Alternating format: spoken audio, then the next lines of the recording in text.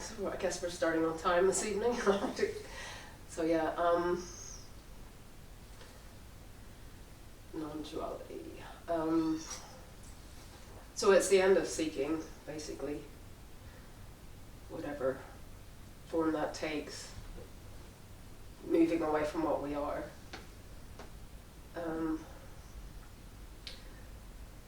Through space and time, taking yourself to be this embodied being, with all of its likes, its aversions, its desires, its goals,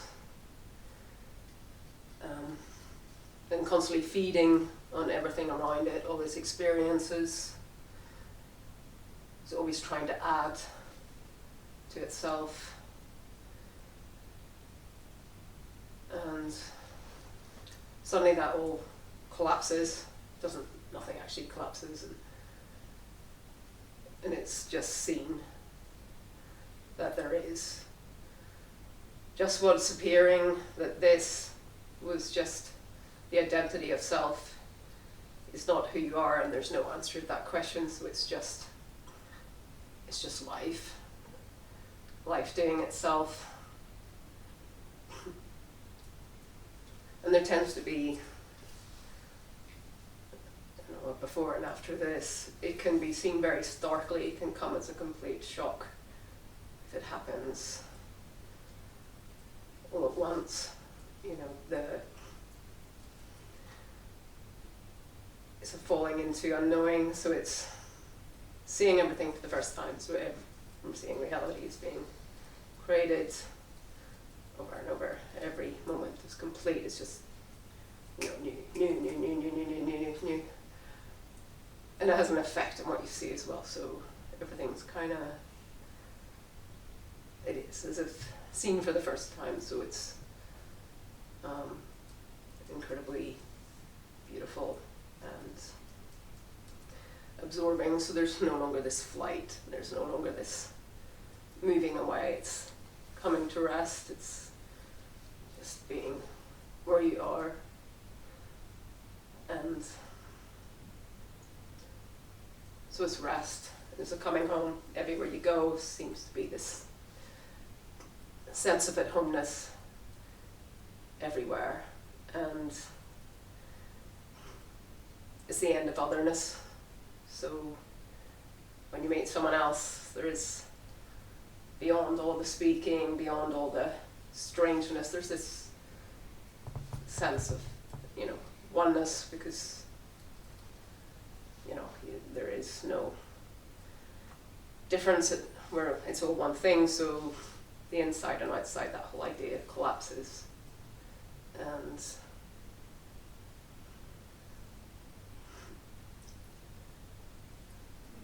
perfection is seen is the word I can kind of use.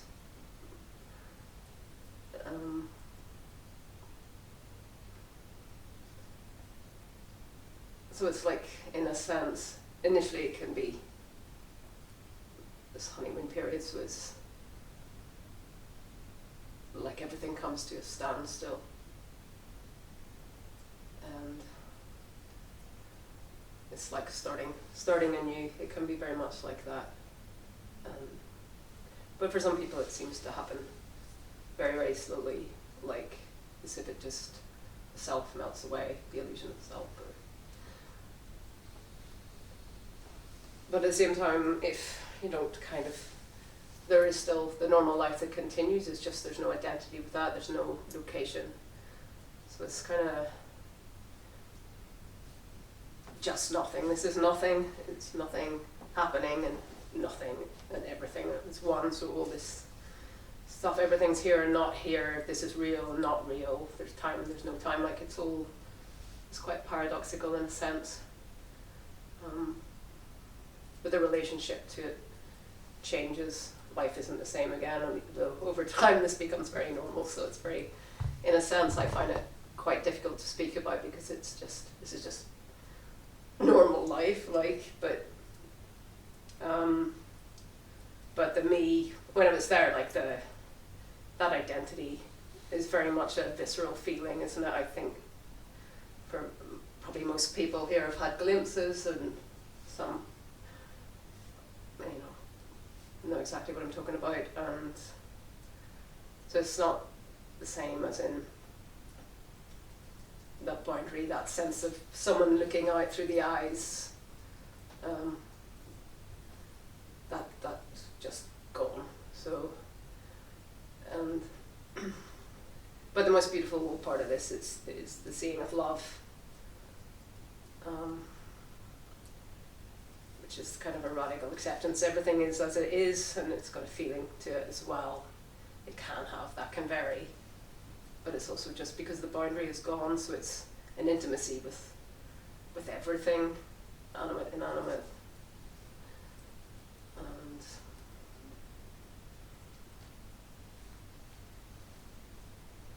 you can have moments of this, a glimpse of this, a sense of it. I mean, there's so many different ways of seeing it, but most people have glimpses are very, very common.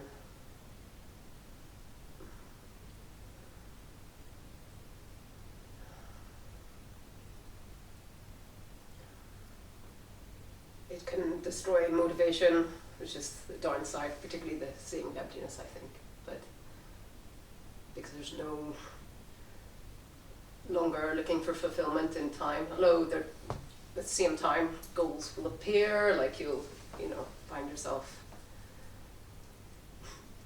maybe self-actualizing, doing things that you didn't think were possible before, because it's a chance to start over, I think.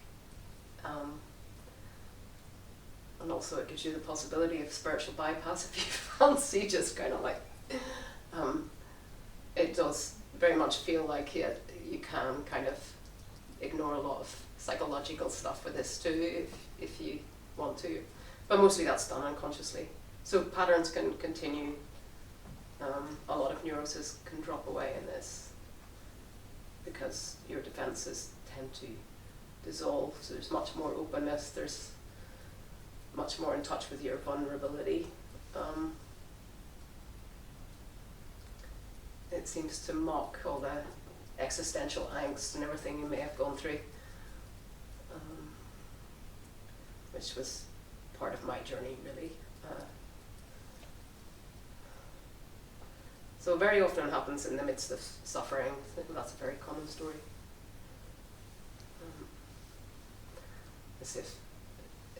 As if I'm kind of putting it like that, like, because there's no way to this, but something gives up, like a surrender, but no one's doing that. In a sense, it's just the end of the struggle, and you're no longer living from that. So there's just this beingness and a relating beyond the words that occurs.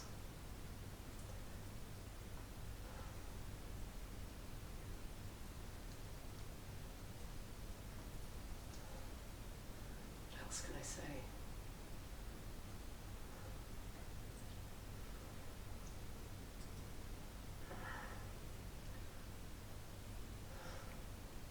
And it can be accompanied by all manner of different energetic experiences as well.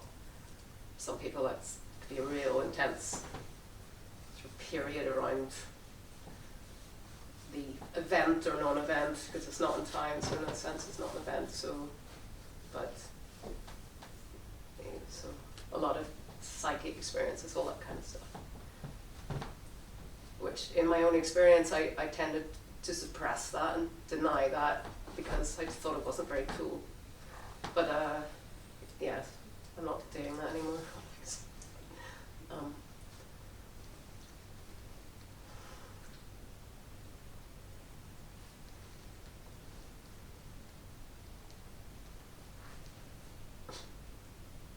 Have you got any questions?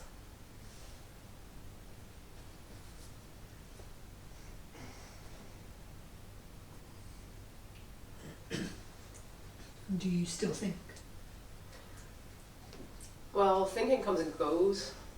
Initially, I didn't really think at all. And then, and when thinking comes, it tends to be less ruminative. Saying that this morning I was spoken up by the neighbours, so I'm really pissed off.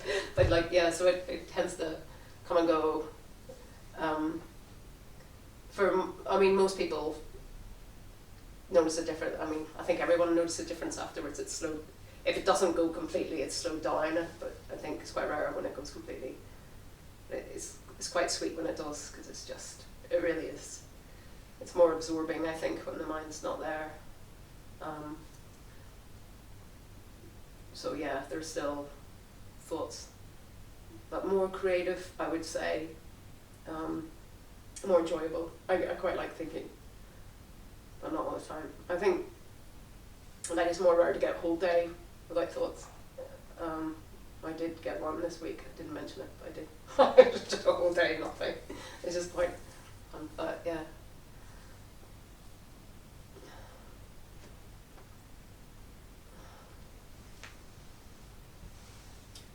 Did you just say you did get a thought this week?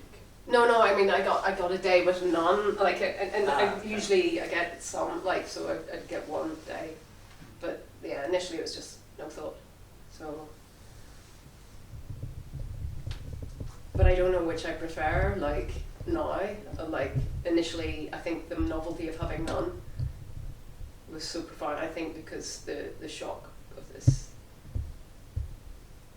and we're just hanging out, looking at trees in the sky and that kind of thing. But that's another thing, because it kind of, it's like a big leveler of experience, because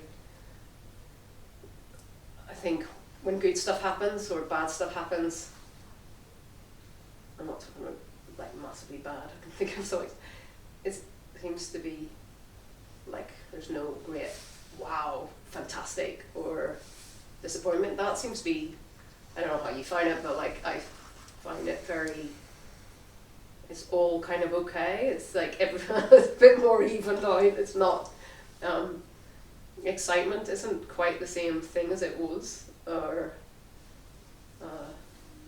and nothing's, I guess, because nothing's feeding you in the same way. Does that feel like a downside? No, it's not really. It's all sweet, because I think excitement is disturbing when you think about it, because you sort of think when you're excited and you want to celebrate something, it's have a few drinks maybe, or you're almost trying to dampen it down. So I think it's a good thing. Do you think it's a good thing? It's I find it a relief to hear you talk about it and say, from your vantage point, it's a good thing. Sometimes I wonder. Okay, sometimes you wonder. As it's so prevalent for me, I question. There's sometimes, it's not like desire ends, and desire, certain desires can still be strong, that for sure, but most of it's just level. Not everything is, so maybe, I don't know. And also the drive, I was thinking that's quite interesting, because there's not that same movement or striving. It's not the same. And yeah, I have experienced, I think more recently, I don't know if you ever get this, but really being moved really, really strongly in a certain direction that you've no idea why. It's just which is kind of like Kundalini experience, where you could call it the daemon, or something like an archetypal energy. It's just, it seems to have its own kind of agenda, if you like. I've experienced that as well. I think we all do, maybe. What kind of things would that have you do? Maybe when I contacted Tim Freak for the first time, you really want to talk to somebody and you've no idea why, and you're just following that, and you just follow it, and it starts to maybe make sense. I don't know, that's the most recent one. I was sort of thinking of that, and maybe because I was trying to make sense of experiences of other dimensions, all these kind of other stuff that we experience, that kind of it's just mind-boggling, really, when you think about it. So And what would you say is the difference between that kind of desire, where you just have an urge to do something, versus like a desire that you have before your experience, your not experience, but realization? Well, I suppose, I mean, a lot of those desires were to fulfill an identity, something, like it felt like I sort of feasted on experiences. It felt like, so a certain kind of experience that would kind of reify that, like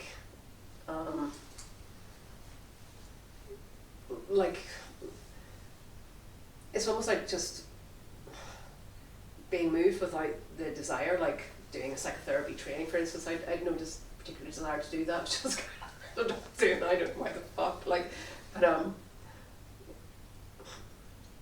so I don't know. That's not a very good explanation, is it?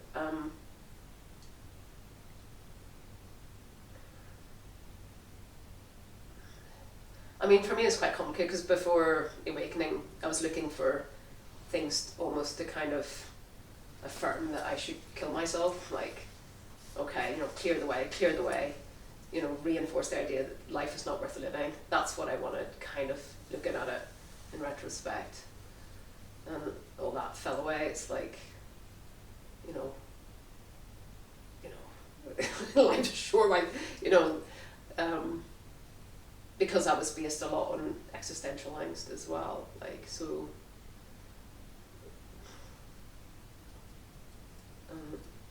And distorted thinking, whatever you're caught in, it's just a thing you're caught in. And the defense is there, the self-destruction goes out the window. I think so.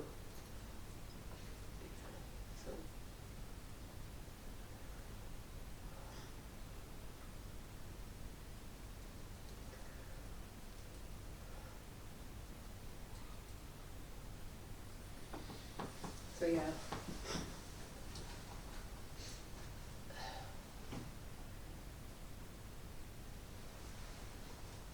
The fear of death goes, that's another one. I think that's commonly talked about.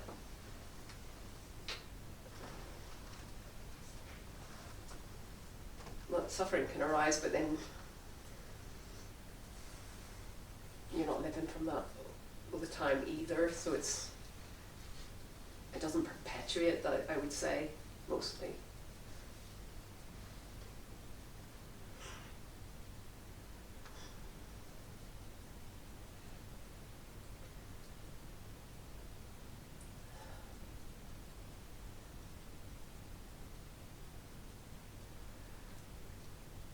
But yeah, it simplifies things. I think it gets rid of a lot of shoots and knots. And, that you should be a certain way. But I mean, I don't think it necessarily makes you authentic, because I wasn't. I didn't know I wasn't.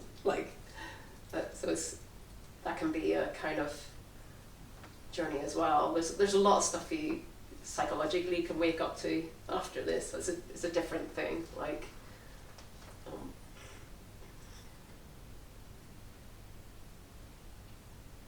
which can happen almost spontaneously, very, very quickly, I think, without having to really, I think because there's more consciousness anyway. You're more conscious of what's going on. That seems obvious because there's more space, so you're kind of more aware of your impulses, and that's certainly my experience anyway.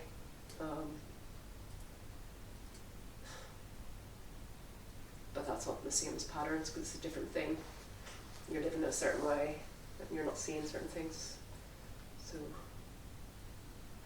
coming back to that desire, difference between desire before and after, would the way I just try to think about it, would this have something to do with before desire being grounded in the person that is no longer there? So, I would think myself into desiring things based off what I'm thinking on constantly in reference to myself as a person that wants to have stuff, or be the person, that kind of person. Once that falls away, then the desires are kind of don't have that flavor, right? They don't have the person flavor. They will still be some sort of desire for food, right? I guess for sleep. Well, that's more need, isn't it? I mean, I would say than desire. I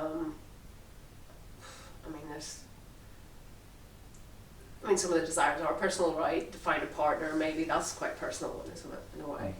So they're all, but they're not sure just human desires, like in a sense. But desire is learned, isn't it? It's conditioning.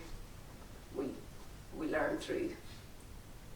We're told what to desire, aren't we? And we're living, like billboards and blah, like all advertising. We're told it's mimetic, isn't it? We imitate desire. We learn as children to desire through, kids fighting over a block, suddenly, or a ball or something. Suddenly the ball becomes worth something in the mind of the child. So it's like anything can become an object of desire. Really, that's rivalry tends to produce that as well. So, so we learn that it's not the only innocent desire is instinct, isn't it? Instinct is for food, for sex, biological instinct.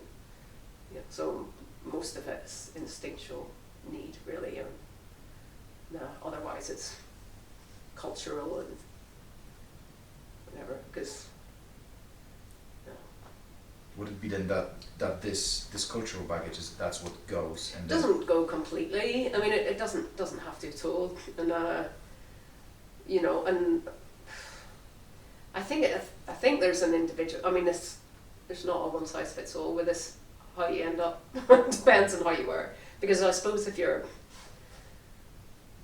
a narcissist, say, and you wake up, I mean, your whole sense of self. They don't have a sense of self to begin with, but it's got to come from the outside. They need that. They need validation from outside. So it's kind of collecting validation.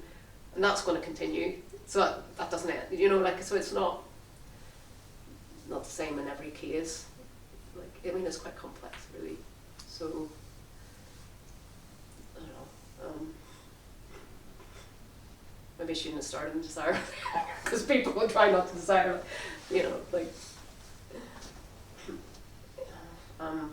not all the conditioning goes. Otherwise, people would be remarkably different, wouldn't they?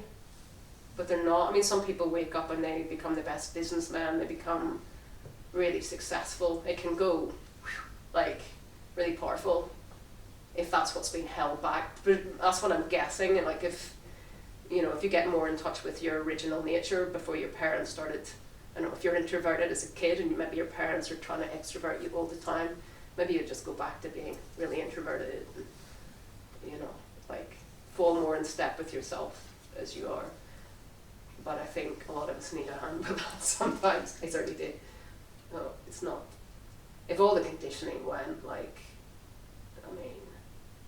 think I'd still be sitting on a fucking bench, because that's as pure as it gets, isn't it? There's no desire to move at all. Maybe I'm talking through my ass.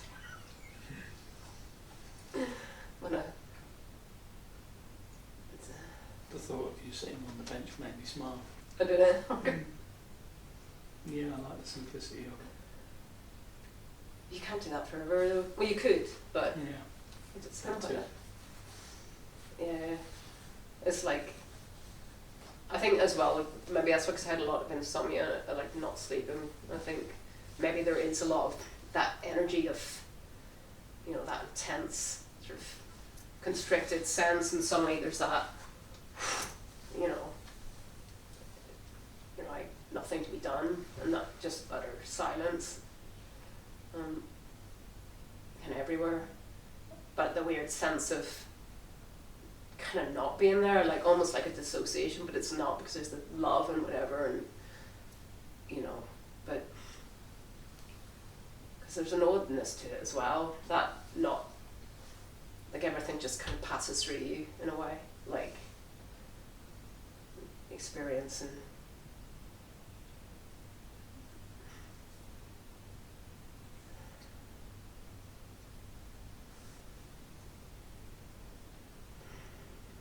but it's not utter freedom, we're stuck in our tram lines too, to a certain extent. I mean, I think, you know, like,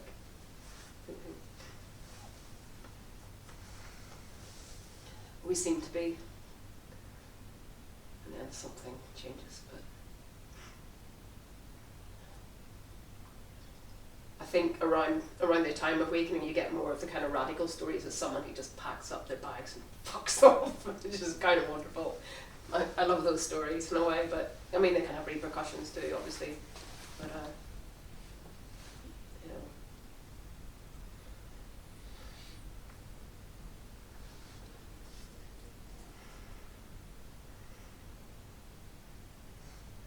How does free will or concept of it and the claimed experience of, some people say they, most of us say we feel like we have a volition, right, which we say we have a free will, and then so from this angle of like experiential and also more conceptual, would you say there is such a thing as a free will, especially from that vantage point?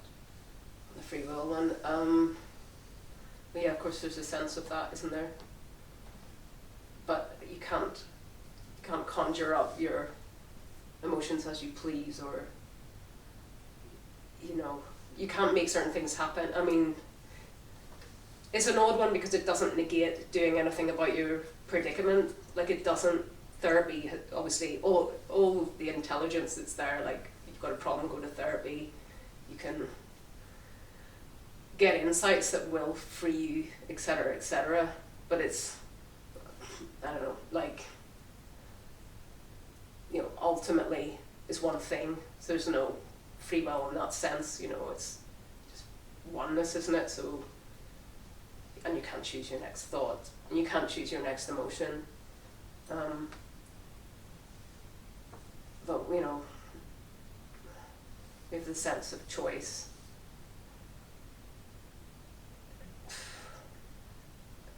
Yeah. But ultimately, I mean, if you really look at it, it does fall apart in the sense that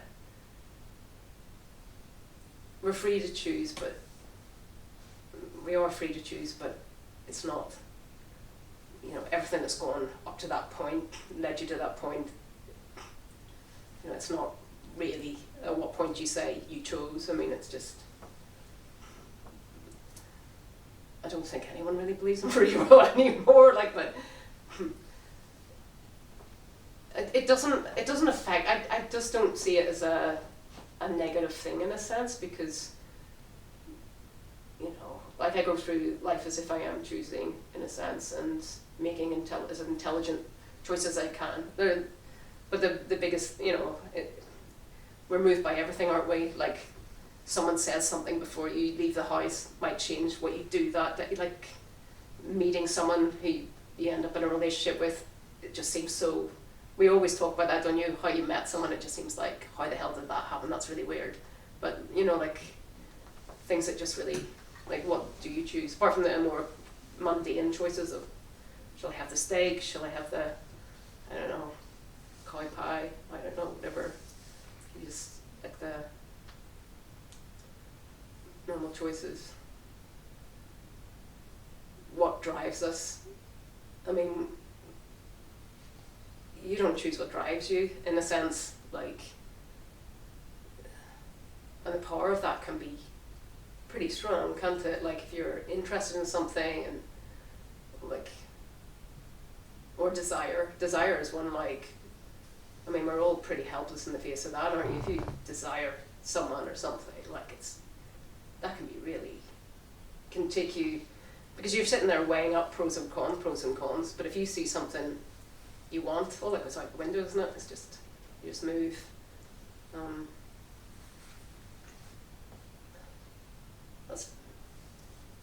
I mean, conflict can still arise because desires compete, don't they? They can do. Sometimes they don't, but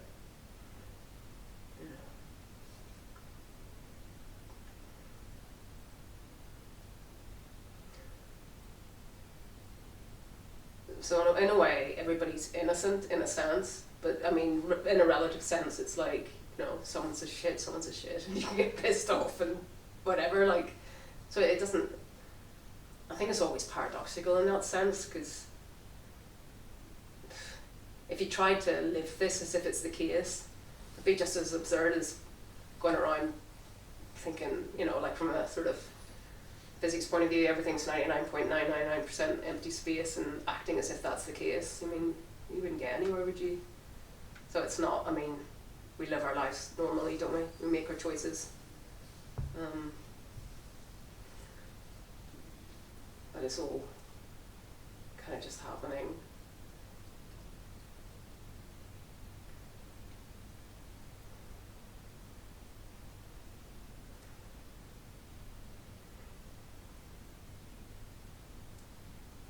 Would you say you've had an increased appreciation of the ordinary? Well, that's the beautiful stuff. That's where the stillness is seen the most. The ordinary, like the rest of it is just running away into the thrill, into the excitement, or oblivion, or yeah, it's just, that's where they're sitting on the bench and just looking at the tree and the light and or even if it's a table and a chair, like whatever it is, it's just kind of stunning because it was always noise and getting away from that somehow, and the energy just isn't doing that. I mean, it's much more stark at first, but you know, like that's quite startling. But I think people get moments with that. That's the, you know, when you go on a holiday and you look at the sea and you're like, wow, I want to live here, or something, you know, like the mind can stop in that as well, like just that shock or, I don't know, or real beauty or art or whatever it is. But there's less amazement, isn't there? There isn't any amazement. Yeah. It's like a subtle profundity. Yeah, it's very subtle. There's no real wow to anything. I think it's because it's so natural. Like it should, if you're thinking from the perspective of before, you think it should be shocking. And it should be like, oh my god, but it's not. And so, yeah, I think maybe that's part of the leveling. Everything's the same, isn't it? So, it's gorgeous. Yeah.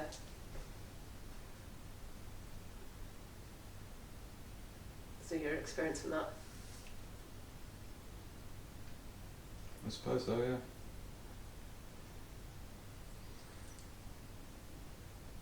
That's nice. Because you think most wows, they seem to involve a lot of cogitation, don't they? It's kind of like, oh my god, oh my god. And there was a desire to talk about this, which I kind of looking back on it, it just seems really absurd, like, you know, like with my parents and stuff. And it's just a joke, like all that fucking shit, you know. But it must have sounded awful. It must have been a real pain in the ass. I did it. And then, my boyfriend at the time, I remember talking about it, like, just like, fuck. No wonder he went, like, actually I think the fact I was kind of happy disturbed him more than it. I said, yeah, desire for drama goes as well, doesn't it? Yeah. Yeah, like before you're chasing drama, aren't you? Like, well, I was anyway. I was, yeah. No, I was. Intrigue, Yeah. for me, was trying to make my life more interesting. Yeah. I think I succeeded. I succeeded. Thank God it's not interesting anymore. Yeah. Well, actually, it probably is a little. From the outside perspective, definitely. But from like, I guess inwards, it's like, it's just what it is, you know. It's just.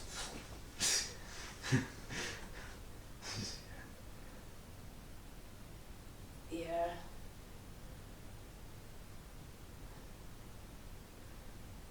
Yeah, I think I was trying to make up for lost time. That's the way I saw it. It's like, I've got to pack it in, you know. Gotta live every moment like it's my last.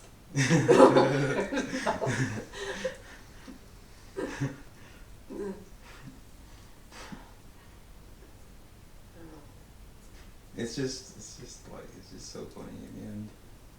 Like, all that. All that for what?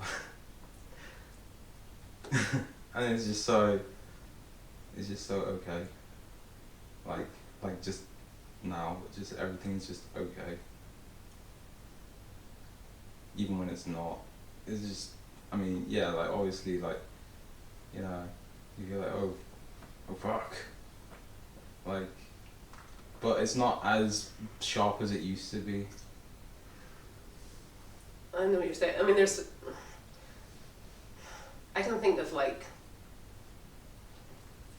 one occasion anyway where it wasn't like, you know, so I can think that there's certain, everybody's got their what's too much to bear, so I can think of like, it doesn't necessarily mean, so like, yes, so what for most of it, but there's certain, yeah, I can think of one occasion where it really wasn't okay. So that can happen too, just to say, because for some people it can, but yeah, most of it. For me, when it's just really not okay, that's like that for this person is like quite a changing point. Like, you know, there might be a concept that's been held on to of fairness, and like when the idea of fairness, like, it's no longer validated, or, you know, when things aren't fair, like, it's a huge thing to let go that things are fair, or, you know, something like, oh, like logic, or like, you know, just something that I've always been grasping onto. Oh, do you mean like, because there's a sense in which fairness isn't expected particularly? Like, that's how life works. The expectation. But when someone is being repeatedly unfair, like, I mean, that can piss me off. Like, you know, but yeah, I mean, it's just, yeah, it's more acceptance of, yeah, not expecting it to be a certain way, like, but that's just, I mean, I think that's, well, I don't know, do you need to be awake to see that? I don't know that you do. I mean, it's just, well, you do, I don't know, like. It's more like going to rest.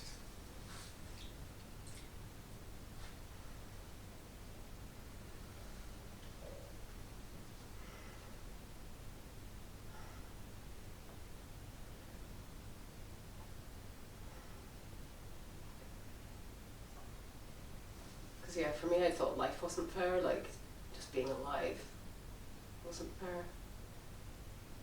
It's just awful. Seems kind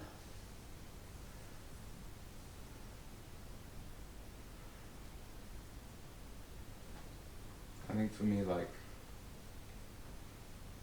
yeah, being alive was awful, like, you know, you just want to, like, end it.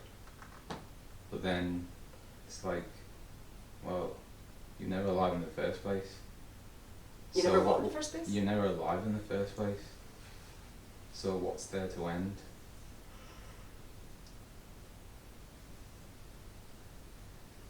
Well, I can't speak for everyone, because like some people do have a really, really rough ride, like, so in that sense, maybe suffering, you know, I mean, I can kind of get that too, but yeah, I mean, a lot of it's just redeemable. It's based on thinking it's you, maybe, like, I think for a lot of people, that's, well, the self-destruction thing, isn't it? It's anger turned inward, so it's just taking the blame of stuff and the self-loathing. That falls away, doesn't it? Because it's, you know, it's kind of innocent. But sometimes you need to see that as well, like, that, you know, shame is blame turned inward. I think that's the way Pete Walker describes it. You know, so. Yeah, a lot of that stuff's psychological insight too, but they can coincide for sure, I think.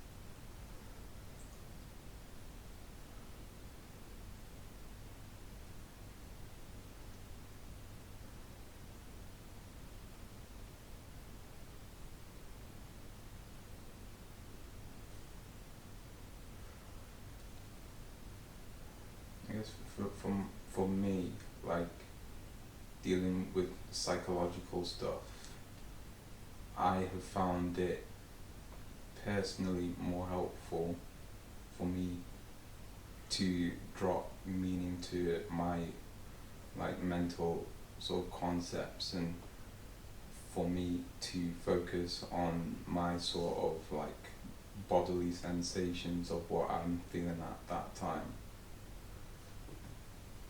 Because my theory, what I think is that all my thoughts and stuff are really more of an extension of what my body is feeling at that time. So you metabolize it through the body, just sitting on the feelings kind of thing. Like, Yeah. okay. Yeah. Well, that's one way of doing it, but I like to talk. Yeah. I prefer to talk. I think, because when I sit, it seems to just go, I suppose, or, you know.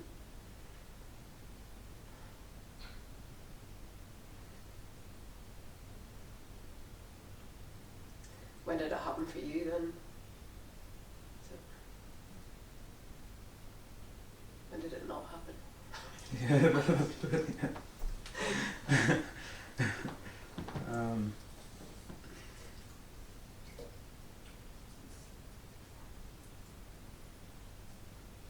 Well, I guess when I'm talking about like, you know, dealing with the psychological stuff and all that, like I found use in the Vipassana, like meditation stuff, and like getting more in touch with my body, and you know, sort of letting go of the things, you know, as feelings in the body and all that.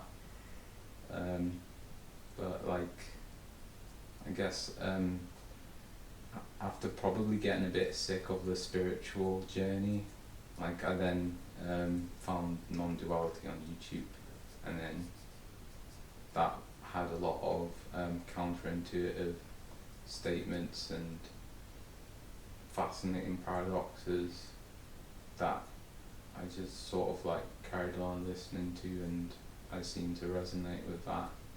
And then as time went on, I began to see the world quite differently. There was certainly a lot of grief. I think that's common, isn't it?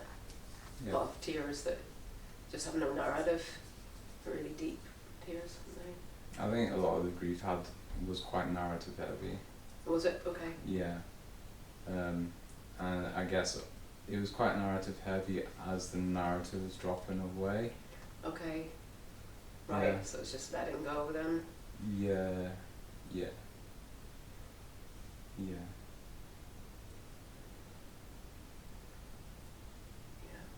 Yeah, I think a lot of people find that if you've never cried, it's just, as well, if you find that difficult suddenly. Well, I didn't cry. Well, I mean, I'm not stranger to crying. Okay. But it was, yeah, and actually I don't think I did even cry that much, Okay. but, or more than usual, but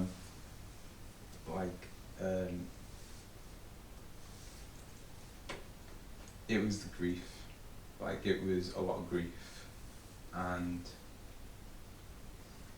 I would say more recently that it's a lot of also realizing that the grief isn't everything either. The grief is part of the person specifically, part of the person's story. So, you know, a person can make that what they will.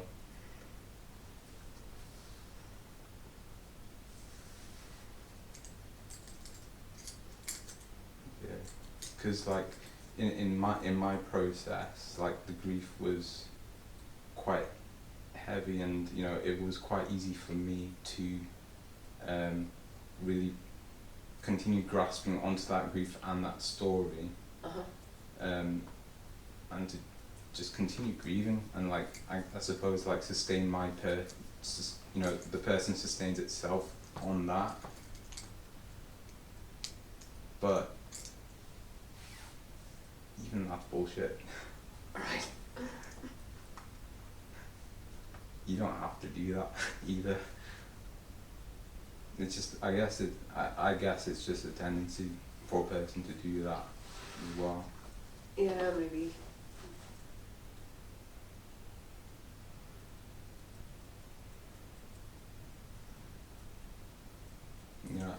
I speak from the I position because I understand everyone could have different experiences too. So, but yeah.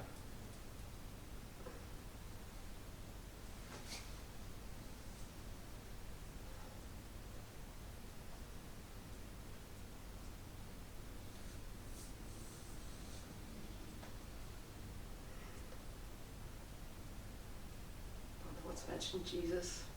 I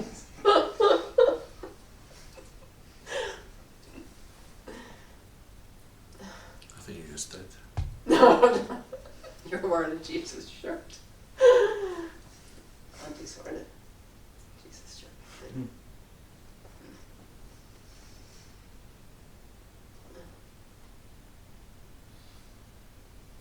But yeah, there's like more of a appreciation of love, isn't there? Like that personal? that unconditional love, really. Okay. It's just there. Yeah. I think initially it's more overflowing, but it can go in all sorts of ways, isn't it? It's just the connection's nice as well. But it's something you kind of get used to. It's hard to see it because it's so used to. I mean, it's just like it doesn't go, so it's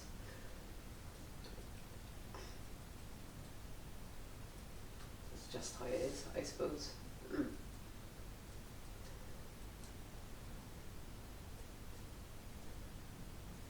Like that, anything can arise too, can't it? Like, you can be shy and be, the love is there, like, you can be feeling shy, you can be feeling self-conscious. Yeah, even the cringe as well. Oh yeah, shame. Yeah. I mean, I know some people say that shame people say different things, don't they? Like, no fear anymore. I've heard that one, but I think most people, fear remains, or something becomes a trend, maybe. I don't know, it's not cool to feel fear, like fear of death. I don't know. I think when you sort of give up the idea of death, there being any death, then it opens other kinds of possibilities that,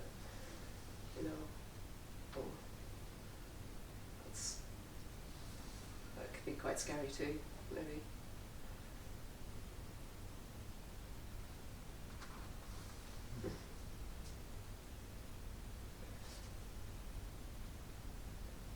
Yeah, and often the fear is more. It's scarier than it ends up having to be. Oh, what the reality Yeah. when something.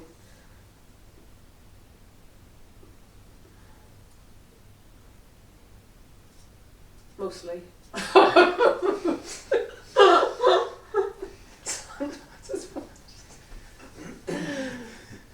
No. It's just nothing to grasp onto, it's just falling.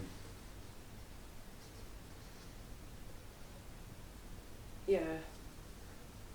I think that can be quite stark as well. Sort of free fall.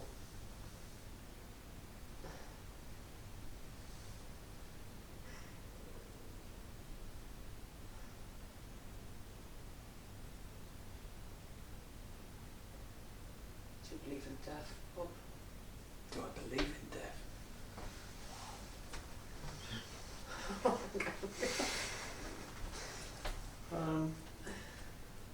No. Do you not? Okay. Well, what does that mean? That when the body dies, that's the end of experience.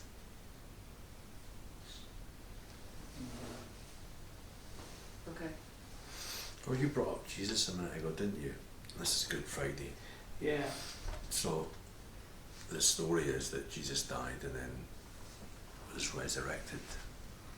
But was he resurrected in a physical form? Somebody went to look for him and said, to somebody who they thought was a gardener, what have we done with them? But that person spoke with Jesus' spirit, but didn't look like Jesus. And, you know, so... Well, if it was in the physical, Yeah. then that would have been like some sort of near-death experience, but to be dead for that long probably isn't possible, is it? So, I don't know. I find it... No, but what I mean is that other person seemed to embody the spirit of the Jesus that that person had remembered. So if this physical body dies, and then my personality, my spirit, whatever... Oh, they call that a walk-in? Yeah, whatever you want to call it. But therefore, I mean, so you're saying that the essential, this is just a vehicle. There's something else that continues. Yeah. Well, it's possible. I mean, there's no absolute knowing of that, but it seems certainly... But if you're saying you don't believe in death, what is it you're saying? Did you say you don't believe in death? You asked me, but I want to ask you. I think it's unlikely. From experiences I've had, it seems to me. Why would it? I mean, if you have out-of-body experiences, obviously the experiences from outside of the body, whether you experience having a body, it's not in the physical, so, you know, it's hard to believe that experience is dependent on this, which doesn't seem particularly real anyway, like, and it's, you know, like, it's more real than a dream, but it's the same kind of thing, isn't it? Identity in a dream, except for an lucid dream, maybe, but there's more consciousness, there's more access to information, history, and you're thinking a bit more outside the box, I think, in a lucid dream, because you know you're dreaming, like, but that's different. I mean, I guess I can't relate to the finite element of what I've been traditionally sold as an idea of death. Yeah, it's the finite bit that I don't know. Definitely not. But I also think, like, I mean, you can't really listen to a lot of NDE experiences and sort of think they're quite convincing as well, I think.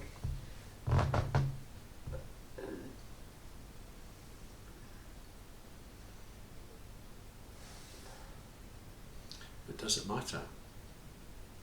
Does it matter whether it's light set or not?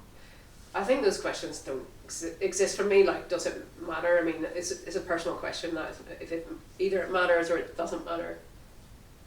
Does it matter? I mean, I couldn't answer that question personally.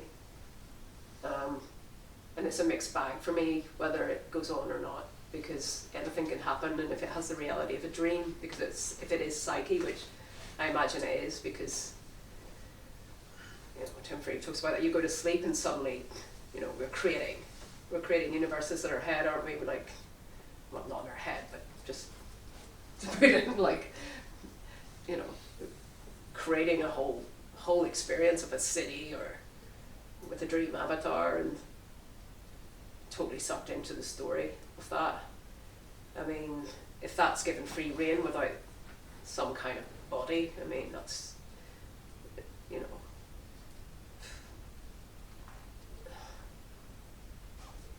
anything can happen, and it seems like anything does. Well, it seems to be certain kind of experiences seem to be repeated, aren't there? A lot of experiences have had a lot of experiences.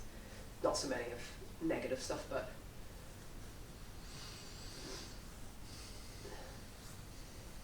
and then it's a different experience altogether, isn't it? Because anything can happen, and those experiences seem much more free. You can be at every point all the time. You can kind of time travel in a way without time travel, but you know what I mean? A lot of people have on the cross experiences, for instance, and that as well, like, kind of. I remember I was in ICU once after I had some surgery, and I was in ICU, and I I was just coming around from the anaesthetic, and I started to go deaf. I became aware of myself going deaf. So everything was kind of cotton woolly. And I think my eyes were closed, and so I had this kind of awareness of going deaf, and it felt like I was sinking down. I had this kind of sinking into my body sensation, and I remember saying out loud, "I'm going deaf," and there was and I don't know what it did, but then my hearing came back. It was like the volume being turned down and then being turned back up again. But it didn't panic me. I didn't feel fear or terror or anything. I was just aware that was happening. But it wasn't like it was in a dream. I wasn't in a dream. I was in a conscious state. But there was another part of me that was, I don't know, maybe it was the meds, I don't know. It was interesting.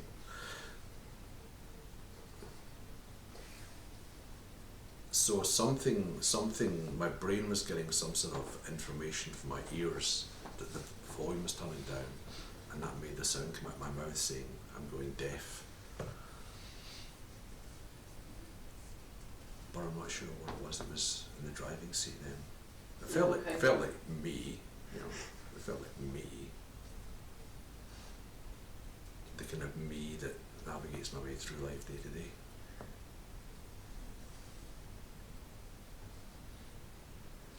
Thinking of death, isn't there like a couple of experiences there? I mean, there's one experience of dying that we're all gonna have at some point, which is gonna be good or bad, depending what kind of conditions there will be. But the fear of actually being dead is, and I find that quite paradoxical, because we never experience ourselves being dead, right? So we just, I guess, afraid of the unknown after some sort of imaginary barrier. But it will be whatever experience it's going to be. It might going to be experience of falling asleep and never waking up. It could be something less pleasant, something fairly pleasant with some nice thoughts of fulfilled life. But in a way, that's how I don't see how death is real, in a sense that it's never going to be real for the person as a state of being, right? It's always going to be just the just falling asleep, or something more drastic, but there will be experience of dying, and hopefully each one of us is going to have its amazing experience of dying as much as possible. But they're never going to be not being. Whatever is after that, whether there's nothing after that, or whether there is some eternity after that, there will be never not being, because not being by definition is not being, right? So for me that's interesting in that thinking about death. Yeah, I suppose that's the philosophical thing. How can you be afraid of it? Because you can't experience that. But I mean, it's identity, isn't it? I mean, that's the thing that's feared, the end of that. There's something addictive about identity and its continuity, like. But identity sometimes wants to die too, right? I think many of us want to kind of don't exist, or had moments of like, I want this whole thing to be like gone now. Like if I could do that, I would do it now. That moments like that, and we sit here because none of us had a really strong moment like that, but some people did. So I guess sometimes even identity can be pulling in that direction of non-existence. Gosh, it's a hard one, that one to answer. Yeah, I suppose so. I mean, my own experience that I tried to kill myself a few times, and but it was part of the identity as well. Wanting to die was part of my identity, if you like. I think some people it can be really clean. Like if you're in a state of pain, ongoing pain or something, and you make a conscious decision to die, like Swiss clinic kind of thing. I mean, that must be so absolute, right? But the self-destruction thing, I think, is, I mean, it's not neutral, is it? It's just not. I mean, it's full of anger. I mean, for me, it was full of fuck you, and it was like, and I don't know, like it was almost like not wanting to peter out. There was an aspect of that to it as well. It's kind of like, I don't know, like was it a pure wanting to die? Self-hate. But I know what you mean. Wanting it to stop, but it is identity stuff. Yeah, you want suffering to stop, don't you? I think ultimately, I think that's obvious. because when it does stop, actually, why would you bother unless you've got a real, a reason? Because that's not real. It's psychological stuff, isn't it? Self-loathing, and it's a wound that's kind of festered and turned inwards. It's, it's been defended against and all that kind of stuff. Where it's like when you're just sitting and you're like looking at it, like it's just complete, and there's nothing to kill in any case, because it's kind of empty in one sense. Like there's the love, but it's just, I'm gonna say there's no one. I don't want to get caught in that no one, but in a sense, there's no one to kill. Yeah, like I say, life goes on, but like in that sense, what would you be destroying? But I can still see, like, because some non-duality communicators have killed themselves, right? Nathan Gill and Wayne Weir's too, I think of. Like, I can see how it happens. Like, anyone can hit a brick wall or feel trapped. I think that's a big one for suicide, feeling trapped. I'm sure everybody's had a moment, like, because most people have, haven't they? And we've all, especially in this kind of like non-duality, it's because at some point it's probably likely that people in the audiences have asked themselves the big existential questions, like, what the fuck, because I was quite nihilistic, like, this is just pointless. I needed a point, and it needed to be, there's no God, and I couldn't live with that. How can as Rupert Sheldrake said, the atheist doesn't believe in the God in the sky. That's the God that the atheist doesn't believe in, the one with a beard and whatever. Like, but I had no other kind of idea of. I didn't hear of non-duality, like something like that, which is radically different from those notions, isn't it?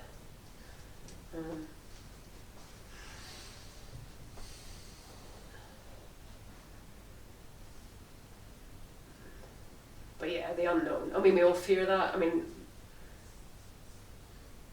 that's natural, isn't it, as well? Like, fearing the unknown. I mean, I can fear that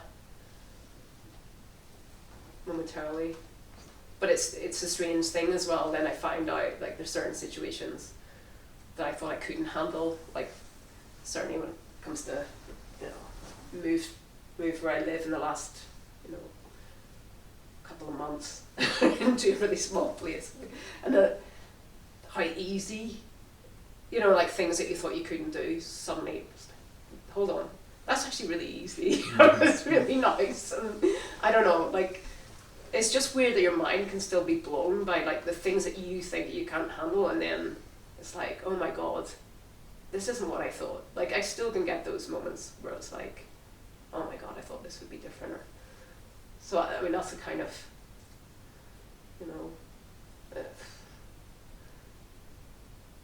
yeah, I mean, I suppose a lot of people are talking about that, like, there's no continuity of self anyway. The identity's this constant kind of flux and change, and you've got nothing in common with your 5-year-old self with very different aspirations or whatever. I mean, obviously there's some continuity, like your character and so on.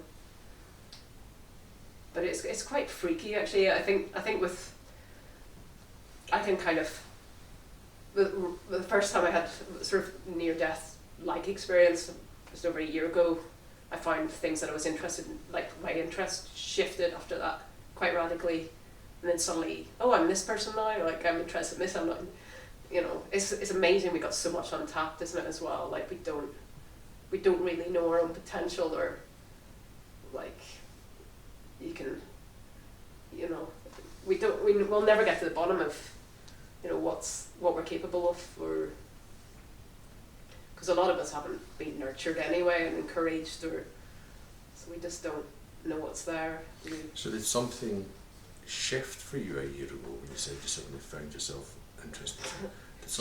Or was it just coincidental, or was there a... Well, I think it wasn't. I mean, I place it, I like to think it was something to do with the near-death experience. I say near-death like because it didn't meet all the criteria. Like, for near-death experience, 7 instead of 8 out of 15 or whatever it was. So you come out of that and you suddenly had a new avenue of interest. Yeah. Right. Just randomly. Yeah. Okay. But that commonly happens after near-death intellectual curiosity tends to be a thing. Interest, shift. It's much more remarkable in children, and then I think it's math and music. I'm not sure, but they seem to do really well in that languages as well. But yeah, obviously that savant syndrome with head injuries and stuff. Like, it's fascinating because you think you know what your identity is, you know.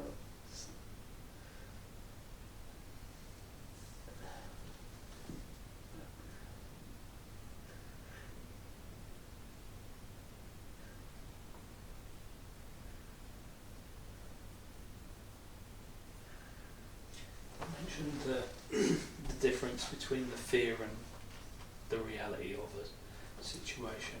You know, the anticipation of difficulty and then the actual versus the actual experience. Uh-huh.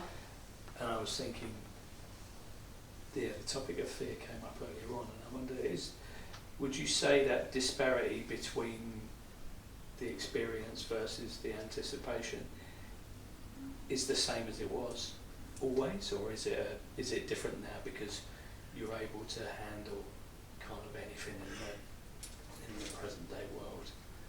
I would say there's less anticipation. You know, there's more ability to live with the uncertainty, which could easily be a dissociation as well. Like, I mean, it really, but I know that, okay, before the shift, I'd be in fear all the time of thinking of things could happen. Right. But you cited something that you just went through, like moving house, where you were like, oh, this is going to be really difficult, and then you had the experience, and it's like, oh, it wasn't. Well, it wasn't like a difficult. I just thought, okay, you know, sharing a space with someone would be impossible, like a small space. Like, I thought for me, because I'm so introverted, I like a lot, you know, I just time on my own. You know, that kind of, and the shock of this isn't. Probably because of my experience. That's my experiences in the past. But then it depends who you live around. I realise actually it depends who you're living with. I never factored that in. That was the thing I didn't think of, actually. So, yeah, it's. But I think there's always things like that, because there are certain things I think, you know, in certain situations I would find intolerable. You know, what you couldn't bear. I mean, yeah. Maybe you don't have those. You possibly all do. Like, I don't know. Like, yeah, like, I don't know. Maybe a torture situation or something. But when most of us check out, we dissociate anyway. We leave the body, don't we? It's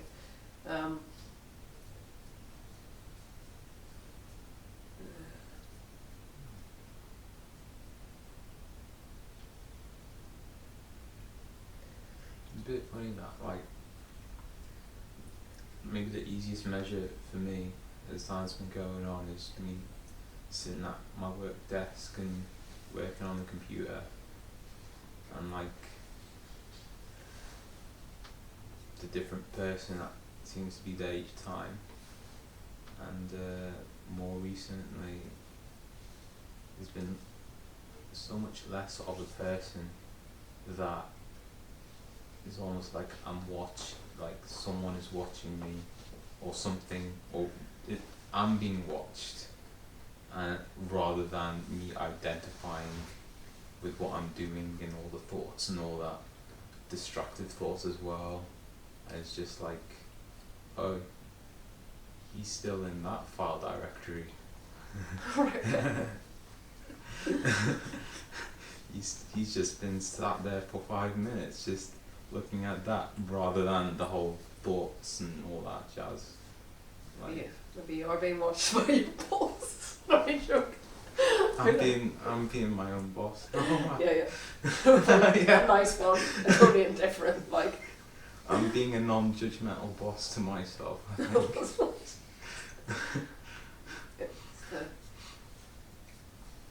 the witness state, maybe. Sort of.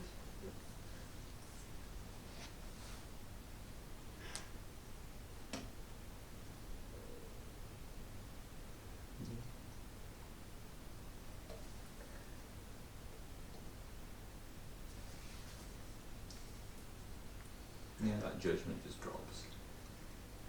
No judgment, It just drops. not even on a personal level. No judgment.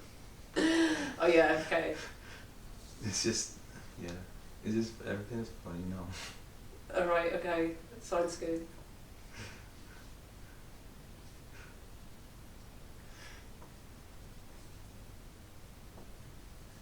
What about reaction? To react. Yeah. I do. Well, that's a hard one. You know, like, isn't everything a reaction? Like, you know, am I reacting right now? Yeah, it's true. There's reaction and there's reaction. Isn't there Like malignant reaction, like. malignant? Like what? Like I'm being like acting crazy type reaction, or I don't know. Just getting I don't Like know. someone's Acting out. wound- I suppose acting out really. yeah, someone's wound me up type thing. Yeah, just never it. Like No, that actually happens a lot less now. It's just, yeah, I can return that a lot easier now. I can wind them up. oh right, okay, all right, cool. So you got your power back. Oh. Yeah, it's almost like nothing's sacred anymore. It's just everything can be joked about. But in a way, everything is too. I think everything's sacred too. In a way, like somehow, it feels like that to me. Like, kind of matters too. Like in a light way, like in a. I don't know.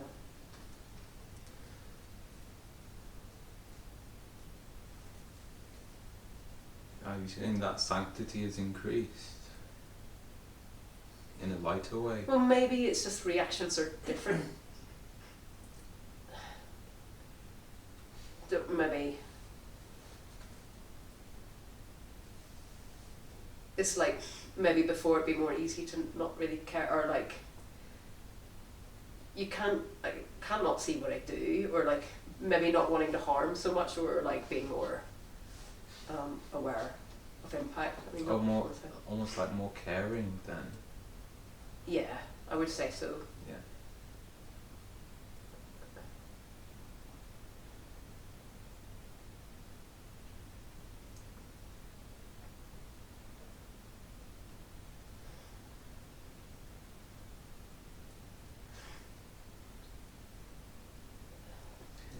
I agree.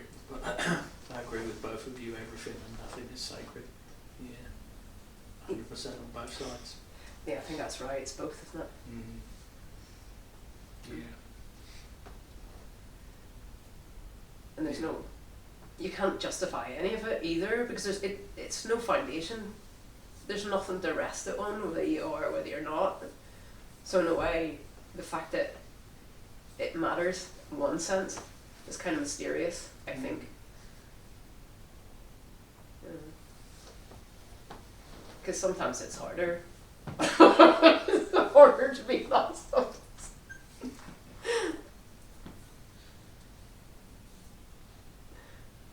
You don't always succeed, like.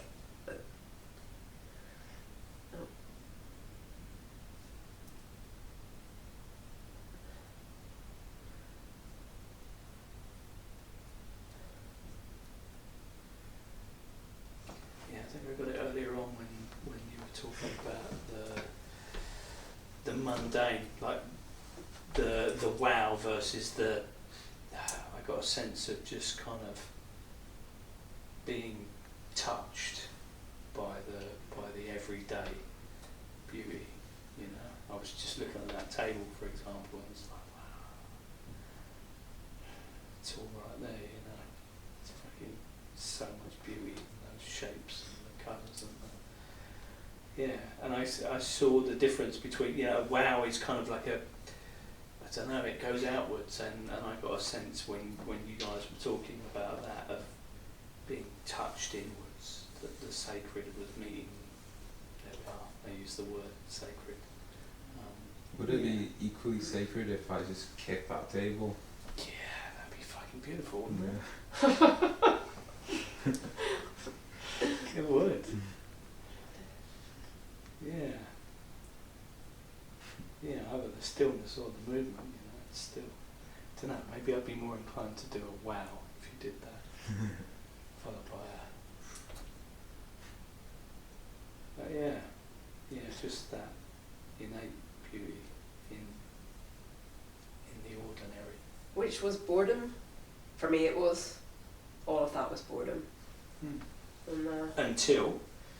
yeah, until Right. it wasn't. And to be run away from, like, boredom, something I was desperately wanted to escape.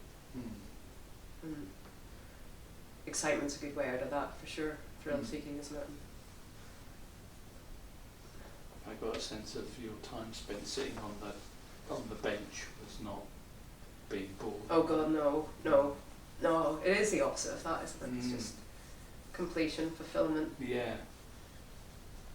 It's womb-like. It's almost like imagine what it's like to be in the womb. Just everything is present. Nothing is needed. Nothing is too much. It's just yeah. Yeah, I guess it goes, you know, same person sitting on the bench, but I guess it goes from fucking being entertain me for fuck's sake world, you know, and same person sitting on the same bench, suddenly they're just being engulfed and with all that is. I mean, they're just sitting there, just, oh, fuck's sake. You know, stop it, I can't take any more of this pleasure. Yeah, I think people respond to it initially. I don't know if you find that. I think we talked about that before. Like, maybe sense that or see that, and I've seen that happen with a friend. It's the openness. Like, you can almost must be so intense at first. I think, really. And, yeah. Like, sorry to interrupt a bit. I think you got. oh, it's your time. Okay. Yeah, all right. So thanks for everybody contributing and everything. It's good. Did yourself doing it. Brilliant. Very good. Nice to see you again. Yeah. I'd hope to see you again soonish. Okay, cool. When you can sort of do similar sort of thing. Yeah. Okay. Yeah. I'll be next one. We can. Right. Okay. See you. Yep. Bye. Cheers. See you. Right. You're up. This way. Bogdan, we can't hide it.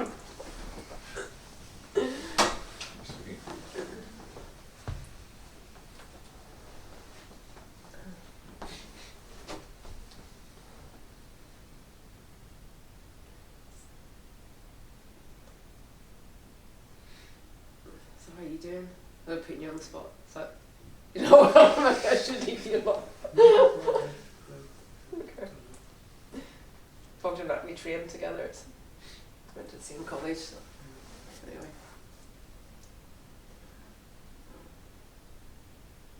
Psychotherapy. Yeah.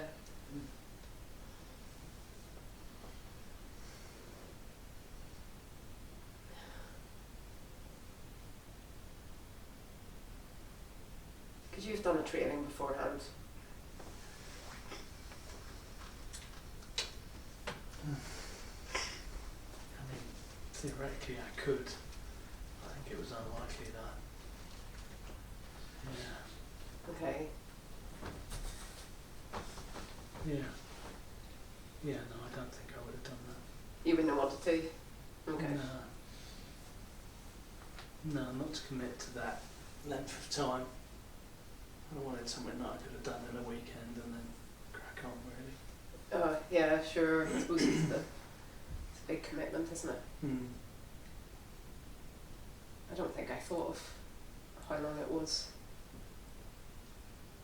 I don't think I took that in. It's- I think it's not long enough now, actually. Oh really? You want to tell I just you? like it just to go on forever now. Just, yeah. Wow. Okay. Well, some people are like that, aren't they? They just do another training and another training and another training.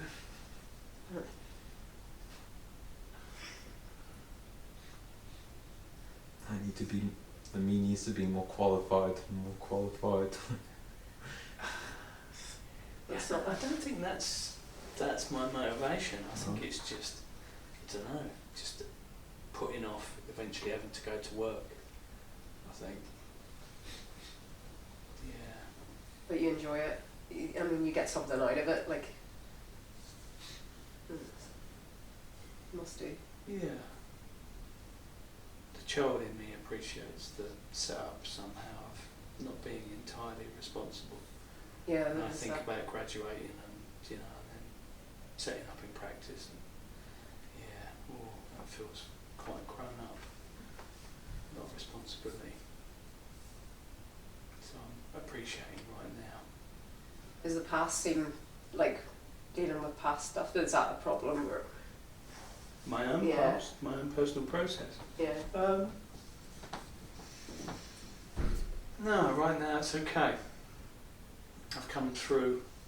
I had a period where I felt like I was in a washing machine for about 6 months with my own personal stuff and story and trying to look at myself.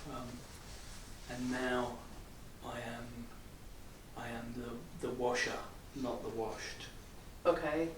Yeah.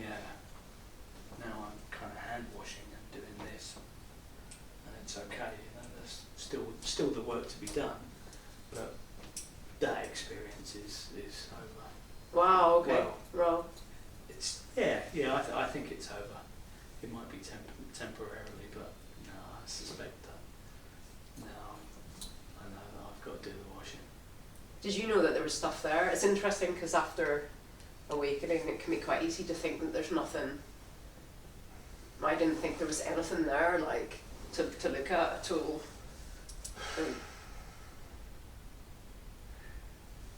I mean, the week I woke up, I saw there was a couple of extra files that I didn't deal with in that time, where I could have just done whatever I could lay my hands on, right? Anything that could possibly benefit from being processed in this fire that's going on right now, I could have put it all in, but I saw that there was 1 or 2 folders that for one reason or another didn't end up getting chucked on the fire, and I was like, okay, well, I'll deal with that at some point. Okay. Here I am, like 12, 13 years later. Okay. It's interesting because you just don't hear many people talk about their issues after awakening. You know, like what they went through. It's like I'm very curious about that. And, you know. I don't talk about my issues either. no, but just like. I might write essays on them, but yeah, because they're slightly abstract, right? My position on those issues, there's a level of abstraction between the two. Which, okay, that makes sense. Yeah. Right. So I can deal with it, but I don't have to from a sense of. Maybe that's what I'm getting at. From a sense of pain and suffering. But I think, for me it's avoidance rather than suffering. Okay, so it's like a choice. I mean, that's what it felt like to me. It's like a choice. Yeah. Like I could see why a lot of people wouldn't bother. I mean, what's the payoff? And it's a mystery too. For me, that's a mystery. Why do I even care? Because I still do. I like it. I love it when I get insights. It's just like, wow. I think it's exciting. Insights into your own brokenness. The psychology. Like, I think it's just another thing freed up. It just feels like another little bit of freedom. Like, on a psychological level. Like, it's all. You want that on all levels, don't you? Really? Yeah. It's just. I don't know.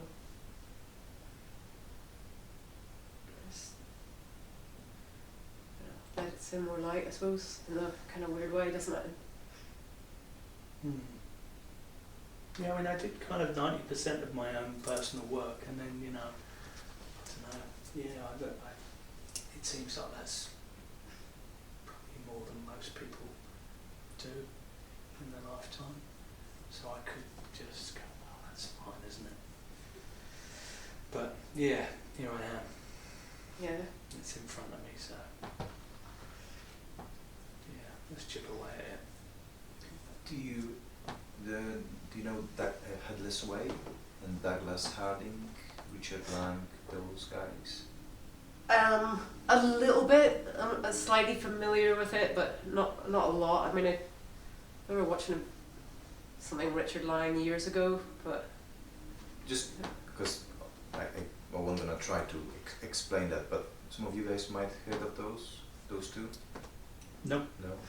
Okay, so it maybe then because I don't want to butcher the whole thing, so just from what you know, how does it fit in the non-duality as you understand it? oh, I wouldn't know enough to say that. Like, Okay, I don't know. then that's best of you, probably. Richard Lang. Yeah, I don't know. Douglas Harding. I just remember the name like that. I remember Richard Lang, but yeah. I mean, what do you go to other meetings, like more contemporary stuff? I mean, well, he's contemporary, isn't he? Richard Lang still doing stuff, I think. Yeah, he's kind of took it from the Douglas Harding, and Douglas. I think his insight was interesting because he kind of said, well, when you just look at what's here, you notice you have no head. Only heads are around you. Yeah, that's right. And Okay. And it kind of starts and stops there with really kind of visceral observation of that as a fact of what it is, right? You don't have a head, right? You just, there is this weird oval shape that you've got here which is all the world. So where you look for your head, you find the world. And it to me, it sounded quite different to what non-duality tends to offer. Or it feels like it tries to really describe this paradox of the situation we are in, rather than mentioning anything beyond that. And when you go to these workshops, everything there pretty much is just like funny experiments trying to make you notice that little say the non-existence of your head, right? It's just everything is focused on just